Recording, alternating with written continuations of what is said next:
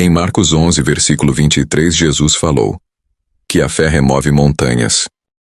Em Marcos 11, versículo 23, Jesus falou: quem disser a este monte ergue e lança-te no mar, e não duvidar em seu coração, mas crer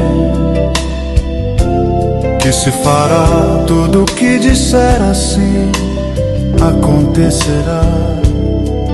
Fortaleça a sua fé em Jesus, que suas vitórias vai chegar. Fortaleça a sua fé em Jesus, que suas vitórias vai chegar.